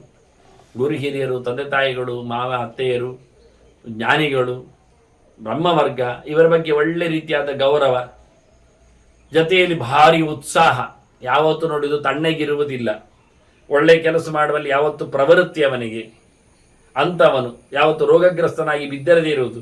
ಮತ್ತು ಎಲ್ಲ ವರ್ಣದವರನ್ನು ರಕ್ಷಣೆ ಮಾಡಬೇಕು. ಬ್ರಹ್ಮ, ಕ್ಷತ್ರ, ವೈಶ್ಯ, ಶೂದ್ರ, ಅಂತ್ಯಜ, ಇತರ ಎಲ್ಲ ಜಾತಿಯವರ ಮೇಲೆಯೂ ಗೌರವ, ಅವರಿಗೆ ಬೇಕಾಗಿರತಕ್ಕಂಥ ಅನುಕೂಲಗಳನ್ನು ಮಾಡಿಕೊಡುವುದು. ಇದನ್ನೆಲ್ಲ ಮಾಡಿಕೊಂಡ್ರೆ ರಾಜ ಒಳ್ಳೆ ಧರ್ಮಚರ್ಯಗಳು, ಧಾರ್ಮಿಕ ನಡೆಗಳು ಇವನ್ನೆಲ್ಲ ನಿತ್ಯ ಮಾಡ್ತಾ ಇರಬೇಕು, ಮಾಡಿಸಬೇಕು ಲೋಕದಲ್ಲಿ, ಸುಮ್ಮನೆ ಅಲ್ಲ. ಹಾಗಾಗಿ ಎಷ್ಟೋ ರಾಜರು ಲೋಕದಲ್ಲಿ ಎಷ್ಟೋ ದೊಡ್ಡ ಮಟ್ಟಿನ ದೇವಾಲಯಗಳನ್ನು ಕಟ್ಟಿಸಿದ್ದಾರೆ. ಪ್ರಜೋಪಯೋಗಿಯಾಗಿರತಕ್ಕಂಥ ಅನೇಕ ಮಂದಿರಗಳನ್ನು, ಉದ್ಯಾನಗಳನ್ನು, ಗ್ರಂಥಾಲಯಗಳನ್ನು, ಶಿಕ್ಷಣ ಕೇಂದ್ರಗಳನ್ನು, ರಾಜರಸ್ತೆಗಳನ್ನೆಲ್ಲ ಮಾಡಿದ್ದಾರೆ. ಯಾಕೆ ಇದೆಲ್ಲ ಕೇಳಿದರೆ, ಧರ್ಮಕರ್ಮಗಳನ್ನು ಸಸೂತ್ರವಾಗಿ ಜನ ನಡೆಸಿ ಉದ್ಧಾರ ಆಗಬೇಕು, ಮುಕ್ತವಾದ ಒಳ್ಳೆಯ ದುಃಖ ಮುಕ್ತವಾದ ಸಮಸ್ಯೆ ಮುಕ್ತವಾದ ಸಮಾಜ ಪ್ರಜೆ ತನ್ನದಾಗಬೇಕು ಅಂತ. ಎಲ್ಲರೂ ಒಳ್ಳೆದ, ಅವರು ಮಾಡಿದ ಒಳ್ಳೆ ಕೆಲಸ ಅವರಿಗೆ ಅಲ್ವ ಲಾಭ, ಆರೋಗ್ಯವಂತರಾಗುವುದು ಅವರೇ ಅಲ್ವ. ಹಾಗೆ ಇಂಥ ಒಳ್ಳೆಯ ಧರ್ಮಕರ್ಮಗಳನ್ನು ಮಾಡಿಸ್ತಾ ಇದ್ದರೆ ಅವನಿಗೆ ರಾಜ್ಯ ಬಹಳ ಕಾಲದವರೆಗೆ ಹರಿತದೆ ಅಂತ. ಕಡ್ಡಾಯವಾಗಿ ಧರ್ಮಚರ್ಯ ಮಾಡಿಸಿದ ನಾವು ಋಗ್ವಾಂಗದ ಮುಂತಾದ ರಾಜರನ್ನು ಕೇಳಬಹುದಲ್ಲ. ಏಕಾದಶಿ ಉಪವಾಸ ಮಾಡಿ ಹೇಳಿ ಇಡೀ ಊರೇ ಉಪವಾಸ ಮಾಡಿಸಿ, ಇದರಿಂದ ರಾಜನಿಗೇನು ಕಮ್ಮಿ ಆಗುವುದಲ್ಲ, ಹೆಚ್ಚಾಗುವುದಲ್ಲ, ಅವರಿಗೆ ಆರೋಗ್ಯ ವೃದ್ಧಿಸ್ತದೆ, ಊರಿನವರೇ ಧರ್ಮಾತ್ಮರಾಗ್ತಾರೆ, ಅವರೇ ಪುಣ್ಯಲೋಕಕ್ಕೆ ಹೋಗ್ತಾರೆ. ಹೀಗಾಗಿ ರಾಜನಿಂದಾಗಿಯೇ ಧರ್ಮಕರ್ಮಗಳು ಊರಿನಲ್ಲಿ ಉಳಿಯುವಂತಾಗಿದೆ, ಇಡೀ ರಾಜ್ಯವನ್ನು ಕೈಗೊಳ್ಳುತ್ತದೆ. ನೀತಿ ವರ್ತ್ಮಾನುಸರಣಂ ನಿತ್ಯಂ ಉತ್ಥಾನಮೇವಾಚ. ಇನ್ನೊಂದು ಹೇಳ್ತಾರೆ, ರಾಜನೀತಿಯಲ್ಲಿ ನೆಲೆಗೊಳ್ಳಬೇಕವನು, ಬೀದಿ ಎಲ್ಲ ಇರಬೇಕು, ದಾರಿ ತಪ್ಪದವನಾಗಬೇಕು. ಮತ್ತೆ ಯಾವಾಗ ನೋಡಿದ್ರೂ ಪ್ರಯತ್ನಶೀಲನಾಗಬೇಕು, ದುಡಿಮೆ. ಉತ್ಥಾನಂ ಅಂದರೆ ಎದ್ದಿರುವುದು ಅಂತ ಅರ್ಥ, ಎಚ್ಚರ, ತಪ್ಪದೆ ಎಲ್ಲಿಯೂ ಹೆಚ್ಚು ಕಡಿಮೆ ಆಗದಂತೆ ತುಂಬ ರೀತಿಯಿಂದ ರಾಜ ಯಾವತ್ತೂ ಸಹ ಕ್ರಿಯಾಶೀಲನಾಗಿ, ಆಕ್ಟಿವ್ ಶಬ್ದ ಇದು. ರಿಪೂಣಾಂ ಅನವಜ್ಞಾನಂ, ಶತ್ರುಗಳನ್ನು ಯಾವತ್ತೂ ಕಡೆಗಣಿಸಬಾರದು. ಹಾಗಿದ್ರೆ ತಸ್ಯೈವ ಶುಚಿರಮ್ಮ, ಅವನಿಗೆ ಬಹಳ ಕಾಲ ನೆಲ ದಗ್ತದೆ. ಶತ್ರುಗಳ ಮೇಲೆ ಒಂದು ಕಣ್ಣಿಡಬೇಕು, ನೀತಿಯನ್ನು ತಪ್ಪಬಾರದು. ಯಾವತ್ತು ನೋಡಿದ್ರು ಜಾಗ್ರತೆಯನ್ನು ಪಡೆದಿರಬೇಕು ಅವನು. ಎಚ್ಚರಿಕೆಡಿ ಆಗದೆ ಇದ್ರೆ ಯಾವತ್ತು ಉತ್ಥಾನ ಅಂದರೆ ರೆಡಿಯಾಗಿರುವುದು ಅಂತ, ಕ್ರಿಯಾಶೀಲನಾಗಿರುವುದು ಅಂತ. ಯಾವತ್ತು ಪ್ರಯತ್ನವನ್ನು ನಂಬುವವನು, ಪ್ರಯತ್ನ ಮಾಡುವನಂದರೆ ಇದು ಎರಡು ವಿಷಯ. ಕೆಲವರು ಕೇಳುತ್ತಾನೆ, ಎಂತ ಮಾಡಿದ್ರೆ ಅಷ್ಟೇ ಅಲ್ವಾ, ದೈವ ಒಂದುಂಟಲ್ಲ ಅಂತ. ಇದು ಎರಡೂ ಸಂಗತಿ ಸತ್ಯ. ಉತ್ಥಾನಂಚೈವ ದೈವಂಚ ತಯೋರ್ ನಾನಾತ್ವಮೇಮಚ, ಇದರಲ್ಲಿ ಬಹಳ ಬಗೆ ಉಂಟು ಸತ್ಯ. ಮನುಷ್ಯಕ್ಕೆ ನಮ್ಮ ಇದು ದುರ್ಯೋಧನ ಹೇಳಿಕೊಂಡಿದ್ದಾನೆ, ಎಷ್ಟು ನಾನು ಪ್ರಯತ್ನ ಪಟ್ಟೆ, ಆದರೆ ಪಾಂಡವರನ್ನು ಇಲ್ಲ ಮಾಡಲಿಕ್ಕೆ ಆಗಲಿಲ್ಲ, ದೈವ ಅವರಿಗೆ ಒಲಿದು ಬಿಟ್ಟಿದೆ ಅಂತ. ಹಾಗಾಗಿ ಪ್ರಯತ್ನ ಮತ್ತು ದೈವ ಇದು ಎರಡು ವಿಷಯ ಸರಿ.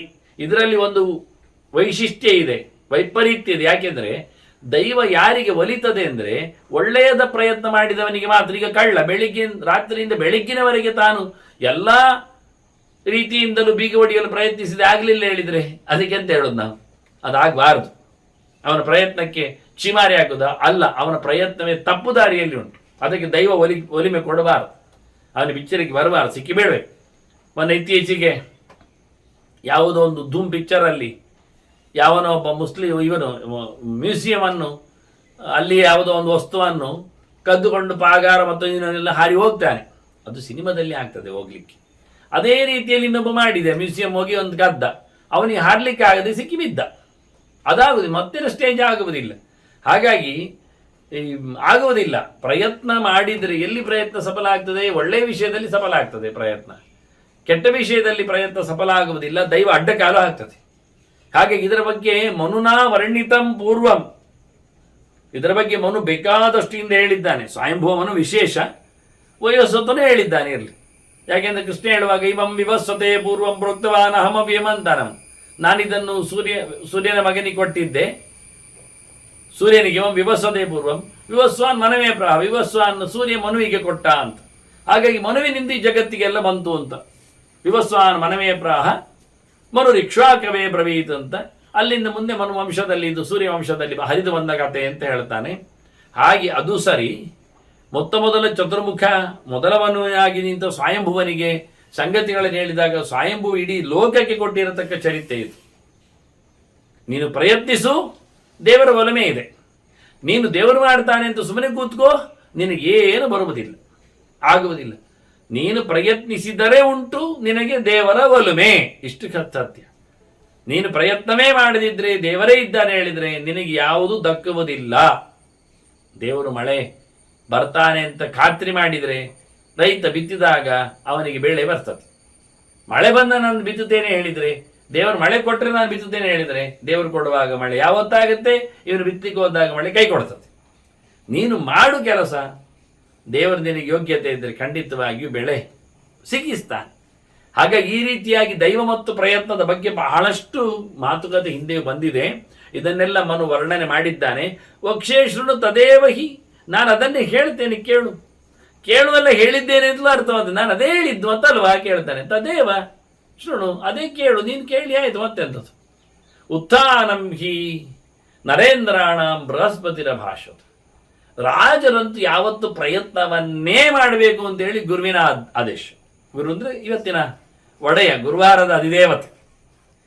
ಹಾಗಾಗಿ ಬೃಹಸ್ಪತಿ ಆಚಾರ್ಯ ಹೇಳ್ತಾರೆ ಏನು ಕೇಳಿದರೆ, ದೈವ ಇದೆ ಹೌದೇ, ಆದರೆ ನೀನು ಅದನ್ನು ಯೋಚನೆ ಮಾಡಬೇಡ. ನೀನು ಮಾಡುವುದು ಮಾಡೇ ಮಾಡು, ನಿನ್ನಿಂದಲೇ ಕೆಲಸ ಆಗಬೇಕು ಅಂತೇಳಿ ರಾಜನಿಗೆ ಯಾವತ್ತು ನೋಡಿದ್ರು ಕ್ರಿಯಾಶೀಲತೆಯನ್ನು, ಪ್ರಯತ್ನ ಮಾಡುವುದನ್ನು ಒಪ್ಪಿದ್ದಾನೆ, ನಡೆಸಿಕೊಟ್ಟಿದ್ದ ರಾಜನ್. ಆದ್ರಿಂದ ನೀನೇನು ನಯಾನಯ ವಿಧಾನಜ್ಞ ಸದಾ ಭವ ಕುರುದ್ವ.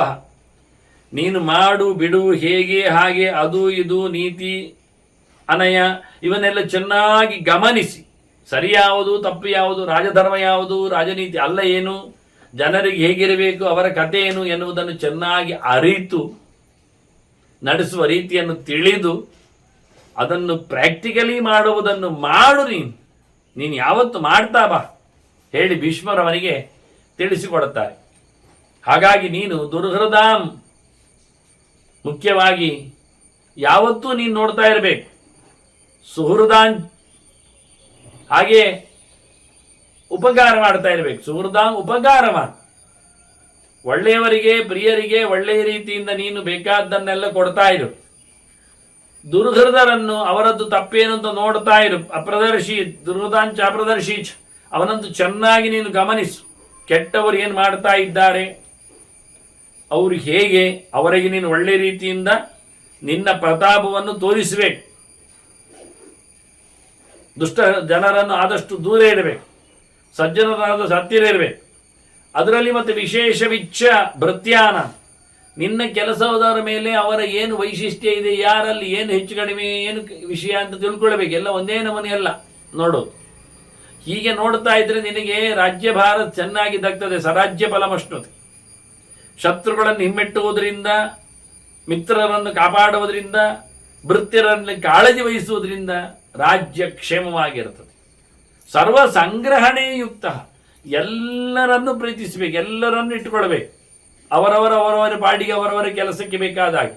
ಹಾಗಿದ್ರೆ ನೃಪೋ ಭವತಿಯ ಸದಾ ಉತ್ಥಾನಶೀಲ ಮಂತ್ರಾಢ್ಯ, ಒಳ್ಳೆ ಅಭಿಮಂತ್ರಣ ಅಂದರೆ ಚಿಂತನೆ, ಕೇಳುವೆ. 10 ಜನರಲ್ಲಿ ಅನೇಕರ ಹಿಂದೆ ಹೇಳಿದ್ದ, ಬಹಳ ದೀರ್ಘಕಾಲದವರಿಗೆ ಮಂತ್ರಾಲೋಚನೆ ಮಾಡಬಾರ್ದು, ತುಂಬ ಜನರಲ್ಲಿ ಏಕಕಾಲದಲ್ಲಿ ಮಾಡಬಾರ್ದು ಅಂತ. ಹೀಗೆ ಒಳ್ಳೆ ರೀತಿಯಿಂದ ಅಭಿಪ್ರಾಯ ಸಂಗ್ರಹ ಮಾಡುವವ ಯಾರಿದ್ದಾನೆ, ವಿಚಾರ ವಿಮರ್ಶೆ 16 ಜನರಲ್ಲಿ ಮಾಡಿ ಕೆಲಸವನ್ನು ನಡೆಸಿಕೊಡ್ತಾನೆ, ಅಂತಹ ರಾಜ ಯಾವತ್ತೂ ಸಹ ಎಲ್ಲರ ಅಭಿಪ್ರಾಯದ ಜೊತೆಯಲ್ಲಿ ಎಲ್ಲರನ್ನು ತನ್ನ ವಿಶ್ವಾಸದಲ್ಲಿ ಸ್ವೀಕರಿಸಿಕೊಂಡು ತಾನೇ ಸ್ವತಃ ಪ್ರಯತ್ನಶೀಲನಾಗಿ ಕೆಲಸಗಳನ್ನು ನಡೆಸುವ ಮೂಲಕ ಖಂಡಿತವಾಗಿಯೂ ದೊಡ್ಡ ರಾಜ ಅನಿಸ್ತಾನೆ. ರಾಜ ಸತ್ತಮ. ಒಂದು ಮಾತು ಹೇಳ್ತಾರೆ ಭೀಷ್ಮರು, ಒಂದೊಮ್ಮೆ ಒಬ್ಬ 1000 ಹೋರಾಟಗಾರರನ್ನು, ಕುದುರೆಯಲ್ಲಿ ಹೋರಾಟಗಾರರನ್ನೊಬ್ಬ ನಿಯಮಿಸ್ತಾನೆ ಅಂತಾದರೆ, ಇಟ್ಕೊಳ್ತಾನೆ ಅಂತಾದರೆ, ಅಂತ ಒಬ್ಬ ಸೇನಾ ನಾಯಕ ನಮಗೆ ಸಿಕ್ಕಿದ್ರೆ, ಒಳ್ಳೆ ಸೇನಾ ನಾಯಕ, ಅವನಿಗೆ 1000 ಕುದುರೆ ಹೋರಾಟಗಾರರು ಇದ್ದು ಬಿಟ್ರೆ ಅವನು ಖಂಡಿತವಾಗಿಯೂ ಎಂಥ ನೆಲವನ್ನು ಸಹ ಗೆಲ್ತಾನೆ ಹೇಳ್ತಾರೆ. ಅದು ಟ್ರಿಕ್ಸ್. ಶಕ್ಯಾಚ ಅಶ್ವಸಹಸ್ರೇಣ ವೀರಾರೋಹೇಣ, ಅವರು ಪ್ರಯತ್ನ ಪೂರ್ವಕವಾಗಿ ಹೋರಾಟ ಮಾಡ್ತಾರೆ ಅಂತಾದರೆ, ತಮ್ಮನ್ನು ತಾವು ಚೆನ್ನಾಗಿ ದುಡಿಸಿಕೊಳ್ತಾರಾದರೆ 1000 ಮಂದಿ ಸಾಕಂತೆ ಕುದುರೆ ಹೋರಾಟಗಾರರು. ನಾವು ಚೆಸ್ ಬೋರ್ಡಿನಲ್ಲಿ ಹಾಗೆಲ್ಲ 1-2 ಕುದುರೆ ಚೆನ್ನಾಗಿ ಉಂಟು ಅಂತಾದರೆ ಎಲ್ಲವನ್ನು ಹೊಡ್ಕೊಂಡು ಹೋಗಲಿಕ್ಕೆ ಟ್ರೈ ಮಾಡುತ್ತೆ. ಎಷ್ಟು ಗಮತಿರುತ್ತೆ, ಬಹಳ ಖುಷಿ ಇರ್ತದೆ. ರಥಕ್ಕಿಂತ ಆನೆಗಿಂತ ಹೆಚ್ಚು ಕುದುರೆಯನ್ನು, ಅಂದರೆ ಅದು ಓಡುವ ರೀತಿಯೇ ವಿಚಿತ್ರ. ಆದ್ರಿಂದ ಇಲ್ಲಿ ಭೀಷ್ಮನ ಹೇಳ್ತಾರೆ, 1000 ಕುದುರೆಯವರು ಸಿಕ್ಕಿದ್ರೆ ಆಯ್ತು ನಮಗೆ, ವೀರಾವೇಶದಿಂದ ಕಾದಾಡುವವರು. ಅಂತ ಒಂದು 1000 ಕುದುರೆ ಹೋರಾಟಗಾರರನ್ನು ನಿಯಮಿಸಿಕೊಳ್ಳುವಂತೆ ಒಬ್ಬ ಸೇನಾ ನಾಯಕ, ಅವನ ಕಂಟ್ರೋಲಲ್ಲಿ ಅವರು ಕೇಳುವಾಗಿ ಇದ್ದಿದ್ರೆ ಇಡೀ ಲೋಕವನ್ನು ಗೆಲ್ಲಬಹುದು ಅಂತಾರೆ ಅವರು. ಸಂಗ್ರಹಿತ ಮನುಷ್ಯೇಣ ಕೃಷ್ಣ ಜೇತುಂ ವಸುಂಧರ, ಇಡೀ ನೆಲ ಗೆಲ್ಲಿಕ್ಕಾಗ್ತದೆ ಅಂತ. ನೋಡಿ ಎಂಥ ಒಂದು ಧೈರ್ಯ, ಎಂಥ ಒಂದು ವಿಶ್ವಾಸ, ಎಂಥ ಒಂದು ಪ್ರಯತ್ನಶೀಲತೆ. ನೋಡಿ 1000 ಕುದುರೆ ಹೋರಾಟಗಾರರು ನಮ್ಮ ಕೈಗೆ ಸಿಕ್ಕಿದರೆ ಖಂಡಿತವಾಗಿ ಯಾವ ಲೋಕವನ್ನು ಗೆಲ್ಲಬಹುದು ಅಂತ. ಇದು ಭೀಷ್ಮರ ಸ್ಟೇಟ್ಮೆಂಟ್. ಹಾಗಾಗಿ ನಾವು ಯೋಗ್ಯರನ್ನು ನೋಡಿ ಅದಕ್ಕೆ ಅನುಗುಣವಾಗಿ ಅವರನ್ನು ನೇಮಿಸಬೇಕು ಅಂತಾನೆ ಭೀಷ್ಮ. ಏವಂ ಶುಭಾನ್ ಸಮಾನ್ ಭೃತ್ಯಾನ್ ಸ್ವೇ ಸ್ವೇ ಸ್ಥಾನೇ ನರಾಧಿಪ ನಿಯೋಜಯತಿ ಕೃತ್ಯೇಶು ಸ್ವರಾಜ್ಯ ಫಲಮಶ್ನುತೆ. ಕೆಲಸದವರನ್ನು ಅವರಿಗೆ ಯೋಗ್ಯವಾದ ರೀತಿಯಲ್ಲಿ ದುಡಿಸಿಕೊಳ್ಳಬೇಕು. ಅವರು ಹೇಗಿದ್ದಾರೆ ಅದಕ್ಕೆ ವಿಶೇಷವಿಚ್ಛ ಅಂದದ್ದು. ಭೃತ್ಯರ ಪ್ರತಿಯೊಬ್ಬರ ವೈಶಿಷ್ಟ್ಯ ಏನು, ಎಕ್ಸ್ಟ್ರಾ ಆರ್ಡಿನರಿ ಕ್ವಾಲಿಫಿಕೇಶನ್ಸ್ ಏನು, ಅದನ್ನು ಗಮನಿಸಿಕೊಡು. ನಾವೇನು ಗೊತ್ತುಂಟು, ಎಲ್ಲ ಒಂದೇ ಬಗ್ಗೆ 10 ಜನ ರೋಗಿ ಅಂತ, ಅದು ಸರಿಯಾಗಲಿಲ್ಲ. ಒಬ್ಬೊಬ್ಬರಲ್ಲಿ ಒಂದೊಂದು ರೀತಿಯ ಸ್ಕಿಲ್ನೆಸ್ ಇರ್ತದೆ. ಅದನ್ನು ಗಮನಿಸಿ ರಾಜ ಅದಕ್ಕೆ ತೊಡಗಿಸಿದರೆ ಅವನು ಅದಕ್ಕಿಂತ 1000 ಪಟ್ಟು ಹೆಚ್ಚು ಲಾಭವನ್ನು ಪಡಿತಾನೆ. 10 ಜನರೊಟ್ಟಿಗೆ ಒಬ್ಬನನ್ನು ಹಾಕಿಬಿಟ್ರೆ ಅವನು 10 ರೀತಿಯಲ್ಲೇ ಮಾಡಬೇಕಾಗ್ತದೆ ಅವರ ಹಾಗೆ. ತನ್ನಲ್ಲಿರತಕ್ಕಂಥ ವೈಭವ ಆಗಲಿ ಶಕ್ತಿ ಆಗಲಿ ಅಲ್ಲಿ ಪ್ರದರ್ಶನಕ್ಕೆ ಬರುವುದಿಲ್ಲ. ಅದರ ಯಾರಲ್ಲಿ ಏನು ಗುಣವಿಶೇಷ ಅಂತ ನೋಡಿ ಅದಕ್ಕೆ ಅನುಗುಣವಾದ ಕೆಲಸವನ್ನು ರಾಜ ಮಾಡಿಸಿದರೆ ಖಂಡಿತವಾಗಿಯೂ ರಾಜನಿಗೆ 100ಕ್ಕೆ 100 ಲಾಭ ಆಗ್ತದೆ. ಒಳ್ಳೆ ರಾಜ್ಯಭಾರ ಮಾಡಿದಾಗ್ತದೆ, ಅವನಿಗೆ ರಾಜ್ಯಭಾರ ಮಾಡಿದ ಲಾಭ ಸಿಗ್ತದೆ. ಇದು ನಾವಿವತ್ತೆಲ್ಲ ಬದಲಿಸುವುದು, ಖಾತೆ ಬದಲಿಸುವುದು, ಮತ್ತೆ ಪಾಯಿಂಟ್ ಬದಲಿಸುವುದು, ಆನಂತರ ಸಮಯ ಬದಲಿಸುವುದು, ದೇಶ ಬದಲಿಸುವುದು, ಟ್ರಾನ್ಸ್ಫರ್ ಮಾಡುವಂಥದ್ದು, ವೃತ್ತಿ ಬದಲಾವಣೆ ನಮ್ಮ ಜನ ಅಂತೇಳಿ ಮಾಡಿಕೊಂಡ್ರೆ ಏನಾಗ್ತದೆ ಅಂದರೆ ಅವನಿಗೆ ಅದರಲ್ಲಿ ರೋಸಿ ಹೋಗ್ತದೆ. ಒಂದು, ಅವನಿಗೆ ಕೆಲವರಿಗೆ ಕೆಲವು ದೇಶ ಹಿಡಿಸುವುದಿಲ್ಲ, ಕೆಲವರಿಗೆ ಕೆಲವು ಸಮಯ ಆಗುವುದಿಲ್ಲ, ಕೆಲವರಿಗೆ ಕೆಲವು ರೀತಿಯ ಊಟ ಆಟಗಳು ಅಲ್ಲಿನ ಸನ್ನಿವೇಶಗಳು ಆಗುವುದಿಲ್ಲ. ಹೀಗಾಗಿ ಅವರು ತಮಗೆ ಇಷ್ಟವಾಗಿದ್ದರೂ ಇಷ್ಟವಾದ ಸಿಕ್ಕಿದರೂ ಸರಿಯಾಗಿ ಮಾಡುವುದಿಲ್ಲ. ಆದ್ದರಿಂದ ಅವರವರ ಯೋಗ್ಯತೆಯನ್ನು ಕೇಳಿ ಯಾವುದರಲ್ಲಿ ಅವರು ಚೆನ್ನಾಗಿ ದುಡಿತಾರೆ ಅಂತ ನೋಡಿ ಅಂತ ಕಡೆ ಹಾಕಿ. ಕೆಲವರಿಗೆ ಸಮುದ್ರದ ದ್ವೀಪಗಳ ಕೆಲಸ ಇಷ್ಟ, ಅವರು ಇಷ್ಟಪಡ್ತಾರೆ, ಅಲ್ಲಿ ಹಾಕಿ ಅಲ್ಲಿನ ಮುತ್ತುರತ್ನಗಳನ್ನು ಪಡೆಯುವ ಅಥವಾ ಸಮುದ್ರ ಉಪಯೋಗಗಳನ್ನು ನಿಲುಕುವ ಕೆಲಸ ಅವರಿಗೆ ಕೊಡಬೇಕು. ಅದು ಬಿಟ್ಟು ಊರಿನ ಮಧ್ಯೆಯಲ್ಲಿ ಕೂತ್ಕೊಳ್ಳಿ ಇಷ್ಟಪಟ್ಟವನನ್ನು ಸಮುದ್ರಕ್ಕೆ ಓಡಿಸಿದ್ರೆ ಅವನು ಅಲ್ಲಿಯೂ ಸೋಮಾರಿ ಆಗ್ತಾನೆ. ಸಮುದ್ರದಲ್ಲಿ ಕೂತವನನ್ನು ಊರಿನ ಮಧ್ಯೆಗೆ ಹಾಕಿದ್ರೆ ಅವನೇನು ಮಣ್ಣೆಕ್ಕಬೇಕಾ? ಇಲ್ಲಿ ಕೂತು ಮುತ್ತುರತ್ನ ಎಲ್ಲಿ ಸಿಗ್ತದೆ? ಹಾಗಾಗಿ ಯಾರಿಗೆ ಯಾವುದು ಇಷ್ಟ, ಯಾರಿಗೆ ಯಾವುದು ಸರಿಯಾಗಿದೆ ಅವರ ಯೋಗ್ಯತೆಗೆ ಅದನ್ನೆಲ್ಲ ಗಮನಿಸಬೇಕು. ಇವತ್ತೇನಾಗಿದೆ ಕೇಳಿದ್ರೆ ನಿಮಗೊಂದು ಸಣ್ಣ ಉದಾಹರಣೆ ಹೇಳುತ್ತೇನೆ. ಸುಮ್ಮನೆ ವಾಣಿಜ್ಯ ಸಂಸ್ಥೆಯಲ್ಲಿ ಅಂದರೆ ಬ್ಯಾಂಕ್ ಅಂತ ಇಟ್ಕೊಳ್ಳಿ, ವ್ಯವಹಾರಗಳಲ್ಲಿ ಅವ್ರು ಕೇಳಿಬಿಟ್ಟಿದ್ದಾರೆ ಹಿಂದೊಮ್ಮೆ, ಈಗಲೂ ಕೆಲವೊಮ್ಮೆ ಹಾಗೆ, ಡಿಗ್ರಿ ಆದವರು ಇಲ್ಲಿನ ಕ್ಲಾರಿಕ್ ಪೋಸ್ಟಿಗೆ ಬಂದುಬಿಡಿ ಅಂತ ತಗೊಳ್ತೇವೆ ಅಂತ. ಹೆಚ್ಚಿನ ಸೈನ್ಸ್ ಡಿಗ್ರಿ ಆದವರ, ನನ್ನ BSc ಆದವರನ್ನ ಹೆಚ್ಚು ತಗೊಂಡ್ಬಿಡ್ತಾರೆ ಅವರು. ಎಂಥದಕ್ಕೆ ಅಂತ ನನ್ನ ಪ್ರಶ್ನೆ. ಅಲ್ಲಿ ಇರುವುದೇನು ದೊಡ್ಡ ಸಂಗತಿ ಅಲ್ಲ. ಇಷ್ಟಾಗಿಯೂ BSc ಆದವರಿಗಿಂತ ಹೆಚ್ಚು ಯೋಗ್ಯತೆಯಲ್ಲಿದ್ದಾರೆ PUC ಆದ ಸುಮಾರಾದಂತಹ ಕೆಲವು ಕಾಮರ್ಸ್ ಹುಡುಗರು, ಅದು ಕಾಮರ್ಸಿನ ವಿದ್ಯಾರ್ಥಿಗಳು. ಕಾಮರ್ಸ್ PUC ವಿದ್ಯಾರ್ಥಿಗಳು ಬ್ಯಾಂಕಿನ ಅನೇಕ ಟ್ರಾನ್ಸಾಕ್ಷನ್ಸ್ಗಳ ಬಗ್ಗೆ ಅರಿವನ್ನು ಪಡೆದಿದ್ದಾರೆ. ಬ್ಯಾಂಕಿಂಗ್ ಬಗ್ಗೆ ಈ ಬ್ಯಾಂಕಿಂಗ್ ಸಬ್ಜೆಕ್ಟೇ ಇಲ್ಲದ BScಗಳಿಗೆ ಏನು ವಿಷಯ ಉಂಟು? ಆದರೆ ಸೆಲೆಕ್ಟ್ ಆಗುದವರೇ, ಯಾಕೆ ಗೊತ್ತಿಲ್ಲ. ಒಂದು ಮ್ಯಾಥ್ಸಿಗೆ ಸರು ಅಂದಾಜಿಲ್ಲ, ಇವರೇನು ಕಮ್ಮಿ ಲೆಕ್ಕ ಬರುತ್ತೆ. ಒಂದು ಸಿಂಗಲ್ ಎಂಟ್ರಿ ಬರುವುದಿಲ್ಲ ಅವರಿಗೆ, BSc ಆದವರಿಗೆ ಜನರಲ್ ಎಂಟ್ರಿ ಒಂದು ಗೊತ್ತಿಲ್ಲ, ಆದರೂ ಅವರನ್ನು ಸೆಲೆಕ್ಟ್ ಮಾಡ್ತಾರೆ. ಎಂಥ ಕರ್ಮಕ್ಕೆ ಅರ್ಥ ಆಗುವುದಿಲ್ಲ. ಆದ್ರೆ ಇಲ್ಲೇ ಹೇಳ್ತಾನೆ ಭೀಷ್ಮ, ಅರಿತವರು ಅಲ್ಲ ಏನಲ್ಲ, ಆದ್ರೆ ಯಾವುದರಲ್ಲಿಂದ ನೋಡಿ ಎಲ್ಲಿಗೆ ಹಾಕು ನೀನು. ಅಡುಗೆಯನ್ನು ತಗೊಂಡೋಗಿ ಪಾಠ ಮಾಡ್ಲಿಕ್ಕೆ ಹಾಕಿದ್ರೆ ಎಲ್ಲ ಒಂದೇ ನಮ್ಮನೆ ಕಲ್ತಿದ್ದಾರೆ ಹೇಳಿ ಹಾಕಿಬಿಟ್ರೆ ಡಿಗ್ರಿ ಆಗಿದೆ. ಆದ್ರಿಂದ ಅಡಿಗೆ ನೀನು ಮಾಡು, ನೀನು ಬಡಿಸ್ಲಿಕ್ಕೆ ಹೋಗು, ನೀನು ದುಡ್ಡು ಕೊಡ್ಲಿಕ್ಕೆ ನಿಲ್ಲು, ನೀರು ತಂದಾಗ ಕೇಳಿದ್ರೆ ಅದೇನು ಮಾಡ್ಲಿಕ್ಕೆ ಆಗತ್ತೆ. ಹೀಗಾಗಿ ಯಾರಿಗೆ ಇಂಟ್ರೆಸ್ಟ್ ಇದೆ ಯಾವುದ ವಿಷಯದಲ್ಲಿ, ಡಿಗ್ರಿ ಆದವನು ಅಡುಗೆ ಮಾಡಬಾರ್ದಲ್ಲ, ಅವನಿಗೆ ಅಡುಗೆ ಇಂಟ್ರೆಸ್ಟ್ ಇದ್ರೆ, ಡಿಗ್ರಿ ಆದವನು ಪಾಠ ಮಾಡಬಾರ್ದಲ್ಲ, ಪಾಠ ಇಂಟ್ರೆಸ್ಟ್ ಇದ್ರೆ, ಅಡುಗೆವನಿಗೆ ಪಾಠದಲ್ಲಿ ಇಂಟ್ರೆಸ್ಟ್ ಇದ್ದರೆ ಅವನು ಪಾಠ ಮಾಡಲಿ, ಪಾಠದವನಿಗೆ ಅಡುಗೆಯಲ್ಲಿ ಇಂಟ್ರೆಸ್ಟ್ ಇದ್ದರೆ ಅವನು ಅಲ್ಲಿ ಹೋಗಲಿ. ಯಾವುದು ಯೋಚನೆ ಮಾಡಿ ನೋಡಿ ನೀವು ಯಾರಿಗೆ ಏನು ಅಂತ. ಹೀಗೆ ಬಹಳ ಚಂದವಾಗಿ ಸ್ವೇ ಸ್ವೇ ಸ್ಥಾನೇ ನರಾಧಿಪ ಅಂತಾನೆ. ಅವರವರಿಗೆ ಯೋಗ್ಯತೆ ಸ್ಥಾನದಲ್ಲಿ ಕುಳ್ಳಿರಿಸಿದರೆ ರಾಜನಿಗೆ ರಾಜ್ಯ ದಕ್ತದೆ. ಒಂದು ಉದಾಹರಣೆ ಹೇಳ್ತಾನೆ, ತಮಾಷೆ ಮಾಡ್ತಾನೆ, ಕೊನೆಗೆ ಅದನ್ನೇ ಭೀಷ್ಮ ಎತ್ತಿಕೊಳ್ಳುತ್ತಾನೆ. ನಶ್ವಾ ಸ್ವಸ್ಥಾನ ಮುತ್ಕ್ರಮ್ಯ ಪ್ರಮಾಣಮಪಿ ಸತ್ಕೃತ. ನೋಡಿ, ಒಂದು ನಾಯಿ ಉಂಟು, ಅಯ್ಯೋ ಅದು ಬಹಳ ಒಳ್ಳೆದುಂಟು, ಹಾಗೆ ಹೇಳಿಕೊಂಡು ಅದನ್ನು ಪಲ್ಲಕ್ಕಿಯಲ್ಲಿ ಕುಳ್ಳಿರಿಸುವುದು. ಕತೆ ಏನಾಯಿತು? ಅದರ ಬರ್ತಡೇ ಇವತ್ತು, ಮೆರವಣಿಗೆ ಹೇಳಿ ಹಾಕುವುದು. ಅದೇನು ಮಾಡ್ತದೆ? ಅದಕ್ಕೇನು ಪಲ್ಲಕ್ಕಿ ದೊಡ್ಡ ಸಂಗತಿ ಕಾಣುವುದಿಲ್ಲ, ಅದು ಗೊತ್ತಿಲ್ಲ. ಅದೇನು ಮಾಡುತ್ತೆ ಅಂದರೆ ಪಲ್ಲಕ್ಕಿಯನ್ನು ಹರಿತದೆ, ಕಚ್ಚುತ್ತದೆ, ಕೆಳಗೆ ಹಾರುತ್ತದೆ, ಬೀಳ್ತದೆ, ಹೇಸಿಗೆ ಮಾಡ್ತದೆ. ಆದ್ರಿಂದ ಆರೋಪ್ಯ ಶ್ವಾಪಿ ಸ್ವಸ್ಥಾನಾತ್ ಉತ್ಕ್ರಮ್ಯ ಅನ್ಯತ್. ಅದೇನು ಮಾಡುತ್ತೆ ಅಂದರೆ ಬೇರೆ ಕೆಲಸ ಮಾಡ್ತದೆ, ತಾನು ಹೇಳಿದ ಕೆಲಸ ಮಾಡುವುದಿಲ್ಲ. ಅನ್ಯತ್ ಪ್ರಪದ್ಯತೆ, ನಾವು ಎಣಿಸಿದ ಕೆಲಸದಲ್ಲಿ. ಆದ್ರಿಂದ ಏನು ಹೇಳ್ತೇವೆ ನಾವು ಕೆಲವೊಮ್ಮೆ, ಸ್ಥಾನಭ್ರಷ್ಟ ಆಹನ ಶೋಭಂತೆ, ಇದನ್ನೆಲ್ಲ ವಿವರಿಸ್ತಾನೆ. ಮತ್ತೆ ಎಲ್ಲ ಪ್ರಾಣಿಗಳ ಬಗ್ಗೆ ಮಾತಾಡುವಾಗ ಹೇಳುತ್ತಾನೆ ಹೇಗೆ ಅಂತ. ನಾವೊಂದು ಚಿತ್ರ ಮಾಡಿದ ತಕ್ಷಣ ಒಂದು ಕೆಲಸ ಆಗುವುದಿಲ್ಲ, ಹೇಳಿದ ತಕ್ಷಣ ಆಗುವುದಿಲ್ಲ. ಒಂದು ನಾಯಿಯನ್ನು ಕುಳ್ಳಿರಿಸಿ ಇದು ಸಿಂಹ ಹೇಳಿದ ಸಿಂಹ ಆಗ್ತದೆ, ಆಗುವುದಿಲ್ಲ. ಆದ್ರಿಂದ ಯಾವುದಕ್ಕೆ ಯಾವುದು ಬೇಕು ಹಾಗೆ ನಾಯಿಯನ್ನು ಅಬ್ಬರಗೊಳಿಸಿ ಮೆರವಣಿಗೆ ಮಾಡಿಸಿ ಬಹಳ ಚೆನ್ನಾಗಿದೆ ಅಂತ ಹೇಳಿದರೆ ಅದು ನಾಯಿಯೇ ಹೊರತು ಅದು ಇನ್ಯಾವುದೂ ಆಗುವುದಿಲ್ಲ. ಹೇಗೋ ಹಾಗೆ ಅದರ ಸ್ಥಾನ, ಅದರ ಮಾನ, ಅದರ ಯೋಗ್ಯತೆ, ಅದರ ವ್ಯವಸ್ಥೆ ಎಲ್ಲ ಅದಕ್ಕೆ ಸಂಬಂಧಪಟ್ಟಿದೆ. ನೀವು ಅದನ್ನು ತಪ್ಪಿಸಿ ಬೇರೆ ಕಡೆ ಕುಳಿರಿಸಿದ ತಕ್ಷಣ ಅದು ದೊಡ್ಡ ಜನ ಆಗುವುದಿಲ್ಲ. ಅಷ್ಟೇ ಅಲ್ಲ, ಅದು ದಡ್ಡತನವನ್ನು ತೋರಿಸೋದು ಕೂತ್ಕೊಳ್ಳುವುದಿಲ್ಲ. ಆಡುಭಾಷೆಯಲ್ಲಿ ಒಂದು ಮಾತುಂಟು, ರಾಜನ ನಾಯಿ ಪಾಲಕಿಯಲ್ಲಿ ಮೆರವಣಿಗೆಯಲ್ಲಿ ಹೋದರೂ ಸಹ ಹೇಲು ಕಂಡಾಗ ಹಾರ್ತದೆ ಅಂತ ಹೇಳಿ. ಮರ್ಯಾದೆ ಯಾರದ್ದು ಹೋಯಿತು. ಇದನ್ನೇ ಭೀಷ್ಮರು ಹೇಳುವ ರೀತಿ. ಅದು ಅಲ್ಲಿಂದ ಬಿಟ್ಟು ತನ್ನ ಬೇರೆ ಕೆಲಸವನ್ನು, ತನಗಾದಂತಹ ಯೋಗ್ಯತೆಯ ಕೆಲಸವನ್ನು, ಹಾಳು ಕೆಲಸವನ್ನೇ ನಡೆಸ್ತದೆ ಅಂತ. ಹೀಗೆ ಅವರವರ ಸ್ಥಾನದಲ್ಲಿ ಅವರವರು ಕೂತ್ಕೊಳ್ಬೇಕೆನ್ನುವುದಕ್ಕೆ ಕೊಟ್ಟ ಏನೊಂದು ಉದಾಹರಣೆ. ಇದನ್ನು ವಿಸ್ತಾರಗೊಳಿಸಿ ಮತ್ತೆ ಭೀಷ್ಮರು ಮುಂದೆ ಮಾತಾಡ್ತಾರೆ. ಅದರ ಚಿಂತನೆಯನ್ನು ಮತ್ತೆ ಧರ್ಮರಾಜ ಕೇಳಿದ್ದನ್ನು ನಾವು ಕೇಳುವ. ವಂದನೆಗಳೊಂದಿಗೆ ಶ್ರೀಕೃಷ್ಣಾರ್ಪಣಮಸ್ತು. ನಾರಾಯಣ ನಾರಾಯಣ ನಾರಾಯಣ.